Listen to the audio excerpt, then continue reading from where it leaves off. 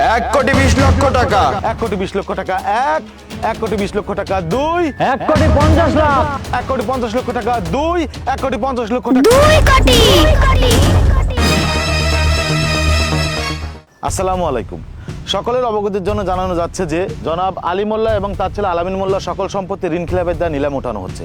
বাজার দর হিসাব করে সকল সম্পত্তির ভিত্তিমূল্য নির্ধারণ করা হয়েছে 50 লক্ষ টাকা। আপনারা এখান থেকে বিড শুরু করুন।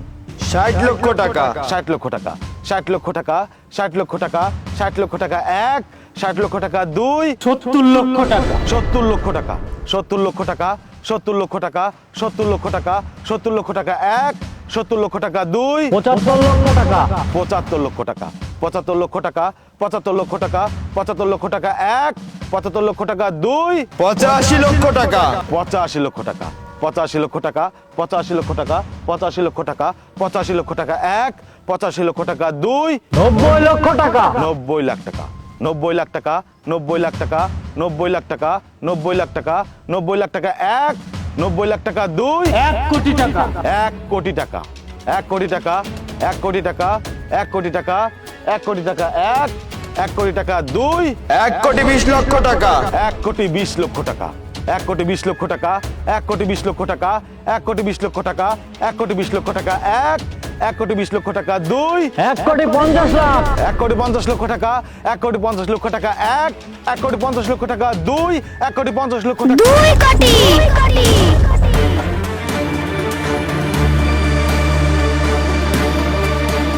2 কোটি টাকা, 2 কোটি টাকা, 2 কোটি টাকা 1, 2 কোটি টাকা 2, 2 কোটি টাকা 3। ম্যাম আপনার নামটা? এই প্রপার্টি আমি আমার নামে নয়, এই প্রপার্টি আমি একটা এতিমখানার নামে নিতে চাই। এতিমখানার নাম লিখুন, রসুলপুর এতিমখানা। আচ্ছা।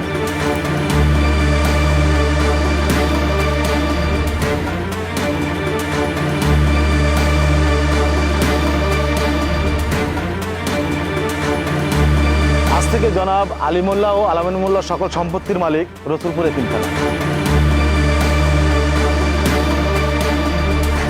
ম্যাম এখানে একটা সই করে দিন।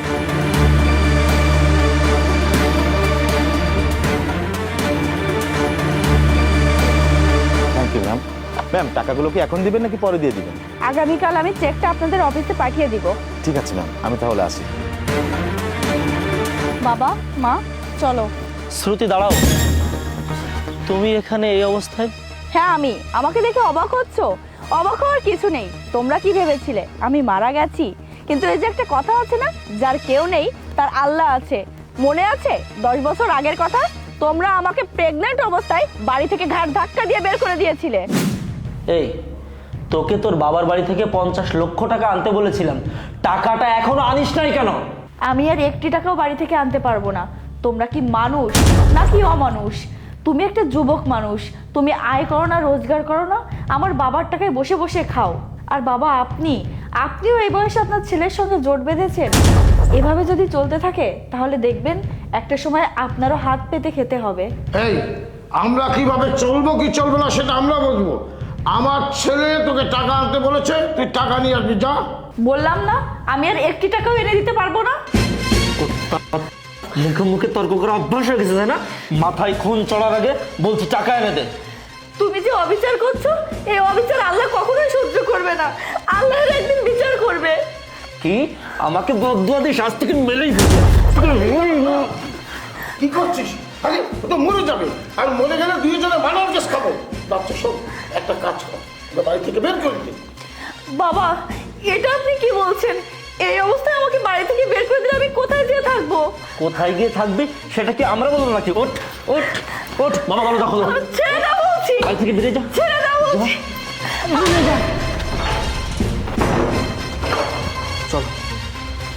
সেদিনের পর আমার মেয়ে বাড়িতে যায়, বাড়িতে গিয়ে আমার পা ধরে কান্নাকাটি করে, সবকিছু খুলে বলে। আমি মেনে নেই। আর আমি তো বাবা, বাবা হয়তো মেয়েকে ফেলে দিতে পারি না। আর আপনিও তো একজন বাবা, আর একজন বাবা হয়ে একটি মেয়েকে বাড়ি থেকে কিভাবে বের করে দিলেন, তাও যৌতুকের জন্য। অনেক লোক অনেক কথাই বলেছিল, তারপর আমি তাদের কথা বিশ্বাস না করে আপনার ছেলের সাথে আমি আমার মেয়েকে বিয়ে দিয়েছিলাম। আসলে আমি অনেক বড় ভুল করেছিলাম। সেই ভুলের মাসুল আজ আমার মেয়ের উপর দিয়ে যাচ্ছে। আচ্ছা একবার চিন্তা করুন তো, এই মেয়েটি যদি আপনার মেয়ে হতো আর আপনার মেয়ের উপর যদি আমি এমনটা করতাম তাহলে আপনার কেমন লাগতো? আমার সম্পত্তি থেকে আমার মেয়ে যতটুকু সম্পদ পায় সেই সম্পদ দিয়ে আমার মেয়েকে একটি ব্যবসা ধরিয়ে দেই। আজ আমার মেয়ে সফল বিজনেসম্যান। আমি জীবনে অনেক কষ্ট করে আমার মেয়েকে বড় করেছি, তিল তিল করে গড়ে তুলেছি আমার ব্যবসা। আজ আমার টাকা পয়সা গাড়ি বাড়ি কোনো কিছুরই অভাব নেই। শুধু আমি আমার মেয়েটাকে বোঝাতে পারি না তার বাবাকে, তাকে বলতে হয় তার বাবা মারা গেছে। বৌমা, আমরা তোমার প্রতি অনেক অবিচার করে ফেলেছি, আমাদের তুমি ক্ষমা করে দাও। দাদু ভাই আয়, আয় দাদু ভাই, আমার বুকে আয়।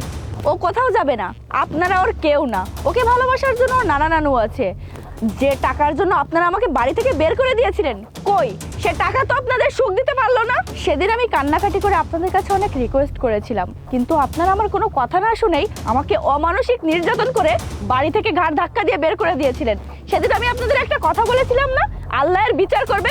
দেখলেন তো আল্লাহ আজ আপনাদের কেমন বিচার করেছে, সেটা তো নিজের চোখেই দেখতে পাচ্ছেন। প্লিজ শ্রুতি, দয়া করে এভাবে বলো না। আমরা আমাদের ভুলটা বুঝতে পেরেছি। আমার মেয়ে থেকে তুমি আমাকে আলাদা করো না। ভুল? কিসের ভুল আপনারা বুঝতে পেরেছেন? আপনারা কোনো ভুল করেননি, কারণ লোভী মানুষ কখনো ভুল করতে পারে না। যেটা করে সেটা হচ্ছে বেইমানি। মেয়ে? তুমি কাকে মেয়ে বলছো? এই মেয়ে পেটে থাকা অবস্থা তুমি আমাকে বাড়ি থেকে ঘাড় ধাক্কা দিয়ে বের করে দিয়েছিলে, একটা দিনের জন্য খোঁজ নাওনি। আজ আবার কোন আবদারে তাকে মেয়ে বলে দাবি করছো? কেন শ্রুতি? ওর বাবা তো আমি, তাহলে আমি কেন ওকে মেয়ে বলে দাবি করব না? জন্ম দিলেই শুধু বাবা মা হওয়া যায় না, তার দায়িত্ব কর্তব্য পালন করতে হয়। আমি তোমাকে চাইলে অনেক আগেই ডিভোর্স দিয়ে দিতে পারতাম, কিন্তু আমি এই দিনটার জন্য অপেক্ষা করছিলাম কবে তোমাদের পতন হয়, আর এই পতন আমি নিজের চোখে দেখতে পারি। আজ আমার অপেক্ষার অবসান ঘটেছে। তুমি ডিভোর্স লেটার খুব তাড়াতাড়ি পেয়ে যাবে। বাবা মা চলো।